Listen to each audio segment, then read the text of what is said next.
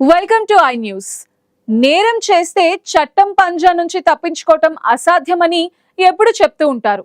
కానీ కొన్నిసార్లు మనం ఊహించని విధంగా ప్రకృతి కూడా నేరస్తులను పట్టించడంలో కీలక పాత్ర పోషిస్తుంది. అవును, మీరు విన్నది నిజమే. మధ్యప్రదేశ్లో జరిగిన ఒక హత్య కేసులో హంతకుణ్ణి పట్టించింది కేవలం ఒక ఈగ. తప్పు చేస్తే మనుషులు వదిలేసిన ప్రకృతి మాత్రం పగబట్టి వదలదు అనడానికి ఇది సరికొత్త నమ్మశక్యం కాని నిదర్శనం. అసలు ఏం జరిగిందో ఇప్పుడు మనం వివరంగా తెలుసుకుందాం.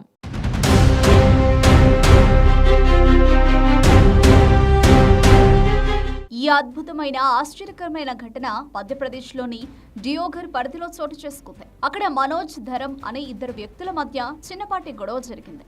ఆ గొడవ ఎంత పెద్దదైందంటే చివరికి ధరమ్ ఆగ్రహంతో రెచ్చిపోయి మనోజ్ను హత్య చేశాడు. ఆ తర్వాత నేరాన్ని కప్పిపుచ్చడానికి ధరమ్ అన్ని ప్రయత్నాలు చేశాడు. పోలీసులు వచ్చి ఎన్నిసార్లు ప్రశ్నించినా తనకు ఏమీ తెలియదని, తాను ఏ తప్పు చేయలేదని, నేను పూర్తిగా ఇన్నోసెంట్ అని పదే పదే బుకాయిస్తూ వచ్చాడు. సాక్ష్యాలు లేకపోవడం, ధరమ్ ఎంతకీ లొంగకపోవడంతో పోలీసుల దర్యాప్తు కూడా చాలా కష్టంగా మారింది. కేసును ఛేదించలేక పోలీసులు తలపట్టుకునే పరిస్థితి ఏర్పడింది.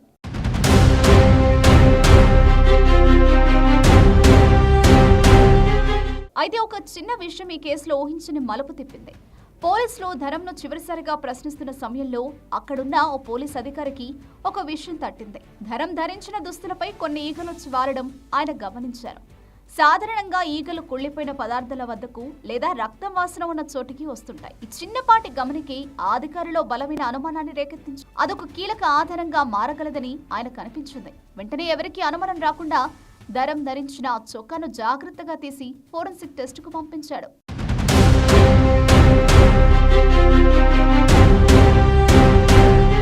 ఆ ఫోరెన్సిక్ రిపోర్ట్ చూసిన పోలీసులు ఒక్కసారిగా షాక్ అయ్యారు. ఆ షర్ట్ కు ఎండిపోయిన రక్తం అంటి ఉందని, అది మరణించిన మనోజ్ రక్తమని స్పష్టంగా నిర్ధారణ అయింది. ఇక ఎలాంటి ఆధారాలు లేవని, తాను ఇన్నోసెంట్ అని బుకాయించిన ధరమ్ను పోలీసులు ఈ బలమైన నివేదిక ఆధారంగా మళ్లీ ప్రశ్నించారు. ఈసారి అతడు తప్పించుకోలేకపోయాడు. ప్రకృతి వేసిన ఈగ రూపంలో దొరికిన ఆధారంతో తన నేరాన్ని మొత్తం ఒప్పుకున్నాడు. హత్య ఎలా జరిగింది, ఎందుకు జరిగింది అనే పూర్తి వివరాలు బయటపెట్టాడు.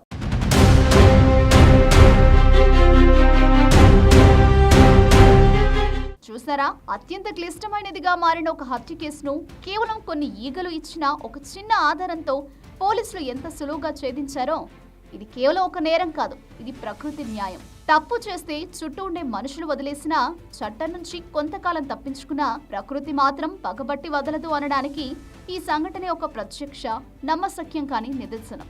నేరస్తులు ఎక్కడికి పారిపోయినా, ఎలా దాక్కున్నా ఏదో ఒక రూపంలో ఏదో ఒక చిన్న ఆధారం ద్వారా నిజం బయటపడుతుంది అని ఈ కేసు మనకు మరోసారి రుజువు చేసింది.